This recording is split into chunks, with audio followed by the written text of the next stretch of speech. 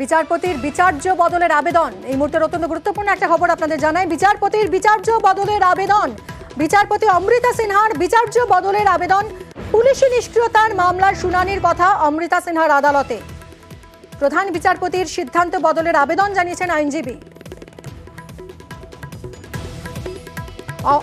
অর্ণব। আমাদের প্রতিনিধি রয়েছেন, বিস্তারিত জানাবেন। অর্ণব, কি জানা যাচ্ছে? দেখুন, স্মরণকালে কলকাতা হাইকোর্টের কোনো বিচারপতি কোন মামলার বিচার করবেন সেই সিদ্ধান্ত চ্যালেঞ্জ করে কলকাতা হাইকোর্টে এর আগে কোনোদিন মামলা হয়েছে বলে মনে পড়ছে না। এবং সাম্প্রতিক সময় যা নজিরবিহীন, একজন বিচারপতি কলকাতা হাইকোর্ট কেন, যে দেশের যে কোনো প্রান্তে যে কোনো হাইকোর্টের বিচারপতি তিনি কোন মামলার বিচার করবেন সেটা একেবারে প্রশাসনিক সিদ্ধান্ত ফলে সংশ্লিষ্ট হাইকোর্টের প্রধান বিচারপতিরা সেটা ঠিক করেন, যেহেতু তিনি মাস্টার অফ রোস্টার। আমাদের গরমের ছুটির পর এখন ভ্যাকেশন বেঞ্চ চলছে, 10ই জুন থেকে রেগুলার বেঞ্চ খুলছে। সেখানে পুলিশি নিষ্ক্রিয়তা বা পুলিশের অতি সক্রিয়তার যে মামলাগুলি, সেগুলি বিচারপতি জয় সেনগুপ্ত দেখে সেটা চলে গেছে বিচারপতি অমৃতা সিনহার বেঞ্চে, অর্থাৎ 10 তারিখ থেকে পুলিশি মামলাগুলি শুনানি তিনি করবেন। এই অবস্থায় একজন আইনজীবী তিনি কলকাতা হাইকোর্টে মামলা ঠুকলেন। মামলা ঠুকে কলকাতা হাইকোর্টের প্রধান বিচারপতির যে প্রশাসনিক সিদ্ধান্ত, সেই সিদ্ধান্তের বদল আনার আবেদন করে মামলা করলেন। এবং মামলাটি হলো বিচারপতি কৌশিক নন্দ এবং বিচারপতি অপূর্ব সিনহা বেঞ্চে। এবং সেখানে বলা হলো বিচারপতি অমৃতা সিনহার যে বিচার, সেই বিচারের নিরপেক্ষতা নিয়ে প্রশ্ন রয়েছে।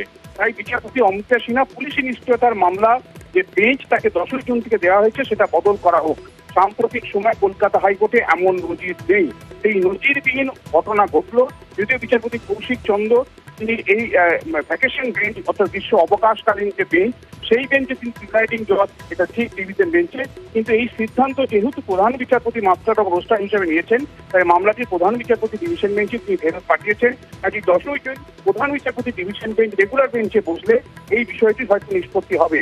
এর আগে পুলিশি নিষ্ক্রিয়তার মামলা নিয়ে বিচারপতি রাজশেখর মান্থানীয় একাধিক আইনজীবী পাওয়ার জবাব করেছেন, তার বাইরে বিক্ষোভ হয়েছে। বিচারপতি জয় সেনগুপ্ত তারপর শুনানি করেছেন। এরও অনেক আগে সুপ্রিম কোর্টে তিনি বিচার করছেন।